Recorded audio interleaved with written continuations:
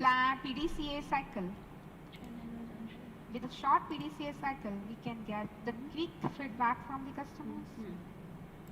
It will improve the discipline into development, improve the confidence, and reduce the reworking if we minimize the PDCA cycle.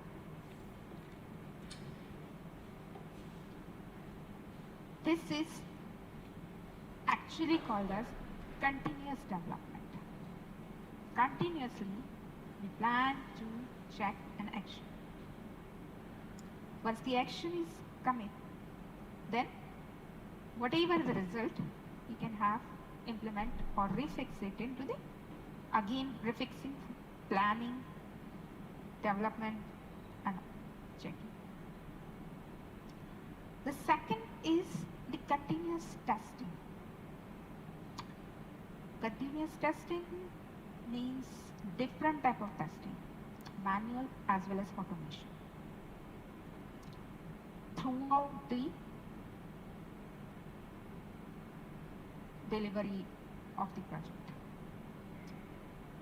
For example, functional acceptance testing can be more automated, unit testing, component testing, system testing can be automated, whereas some showcase use cases, usability testing, or the exploratory testing should be manual. Exploratory testing cannot be automated. The different aspect that non-functional testing, like in non-functional that according to the capacity or the security or the hireability of the product application, can be automated or partially automated, and remaining will be the manual. So continuously do this kind of testing is nothing but the continuous testing. Then the continuous integration. The continuous integration is nothing but after each check-in, you have to verify with the automated build and allow the team to detect the defect or the issues early. With the help of continuous integration, we can have the software always in the working state. Because as soon as we read the code, the automatic build get generated, the build get deployed on internal environments, automated test done on that. If any issue or the build failure, then it's returned.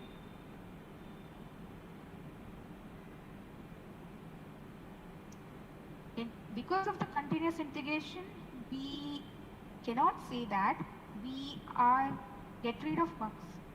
Bugs will be there, but at the basic level, bugs will not be there. For example, building, compiling level. We can have the early bug catch.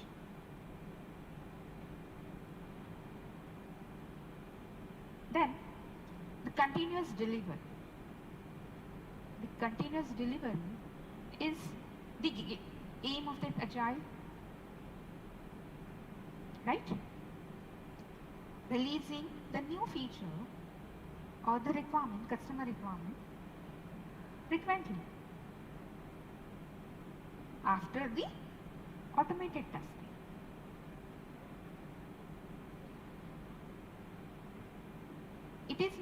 It's mean by like in whatever code we have written, then each code will be delivered? No.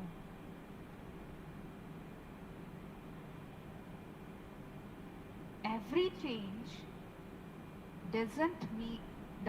is deployed on the product as soon as possible. Every change is proven by the test. That is the continuous delivery. Then, what is meant by continuous deployment? Because we called CI CD, right? CI is the continuous integration and CD is the continuous delivery. Then what is meant by continuous deployment? Delivery is not seen as a deployment. Deployment is the next step of the delivery. Delivery ensures your code is ready, but it's not with the customer. The deployment is release of the code. Is the next step of the continuous delivery. Every change is passed through the testing, ready for the delivery, and then it can be deployed directly. The another change, another design, code, test, the another ready and deployment. That is the continuous deployment. Push to go, ready to market. But in all the situations, it's not possible. In few cases, IT must wait for the features to go live. And hence, continuous deployment is not fully applicable for every company or every product. But continuous delivery is absolutely the requirement of the DevOps.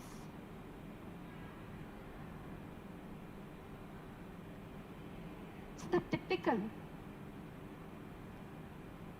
deployment pipeline is like this.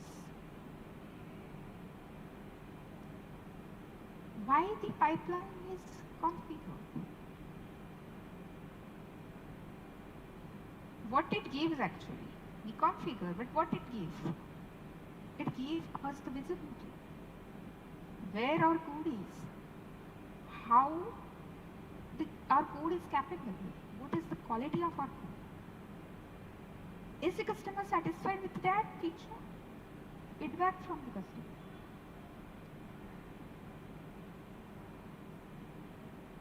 Did the customer use this feature? Access this feature? What it feel? What improvement he want? Or he is satisfied with this feature? It increase the confidence level of all because of the faster feedback. You see what we have discussed till now, that the developer, whoever,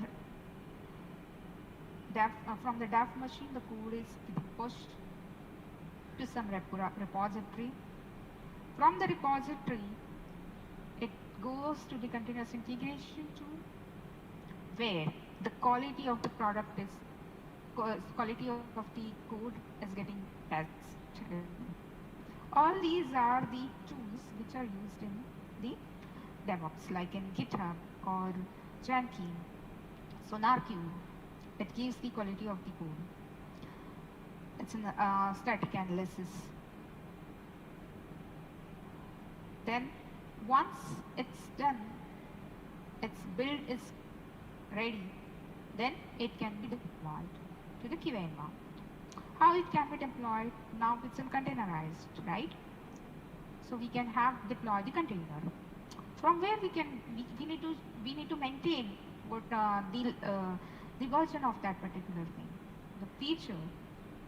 So we need to maintain the registry of the containers.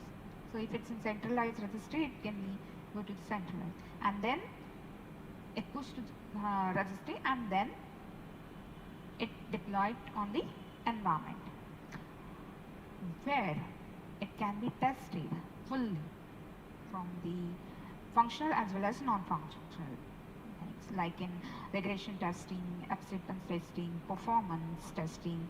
Also, it can have the security testing. If all the tests passed, then it's changed. The environment is changed, the stage. It's promoted to the staging environment. At the staging environment, all these tests need to be done. All acceptance, performance, everything.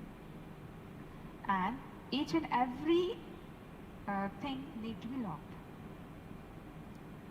What happened at this environment? What was the state? And all these things should be logged and monitored. And if all these are code passed through all these activities, then directly push to market. Deploy on the final environment, that is the production. In few of the cases, in our company, we have another stage here. It's a pre-prod. After the staging, we have the pre-prod and then prod. On pre-prod, we need to do just and smooth testing. That's it. And if it's passed, then push to production.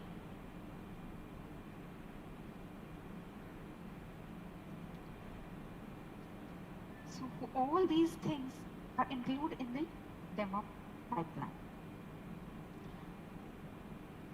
The key things need to be noted.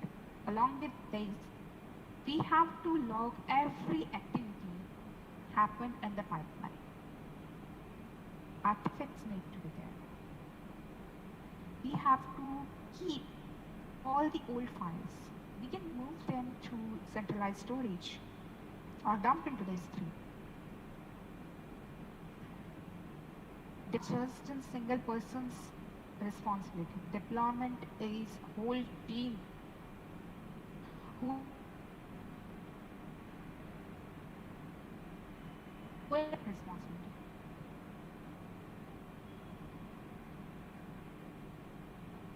Before promoting to the next stage in the pipeline, it can be the warm-up period there to set up the environment and think before we're promoting to the next. And also the important one, at any of the stage, we should not directly do any change without going through the code from start to end. The code should go through this cycle only. Nowhere you can see arrow. Anything observed in the QA environment, it will just push and pick to the Jenkins and then again build the container and all. No. Happening on in the issue found in a stage, it can be like it to the QA, it can go to the from dev machine to GitHub, then with the proper testing, proper building of the application, put the container with a new version, and then deploy to QA. QA need to be passed, and then only promote to stage. This kind of thing.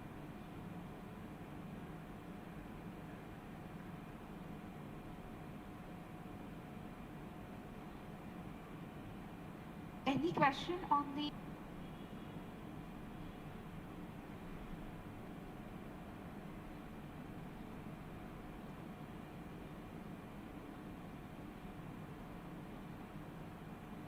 you can feel free to session.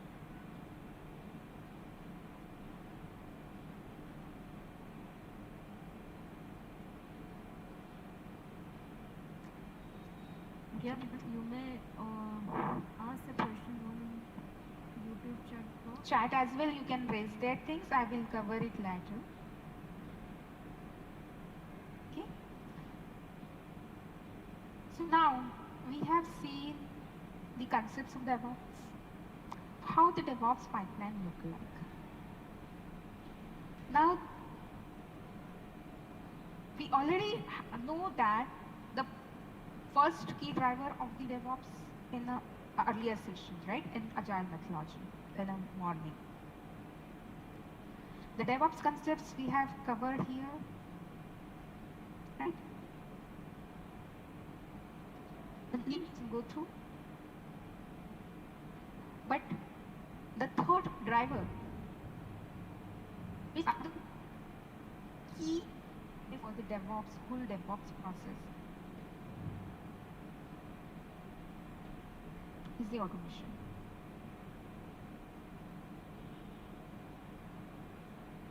Automation repetitive work, reduce the repetitive task of human, reduce the human errors, maintainable things, and most important, it gives you the quantifiable quality of the product. Hence, we need to study the tools as well. Which tools are being covered and at what level of this pipeline?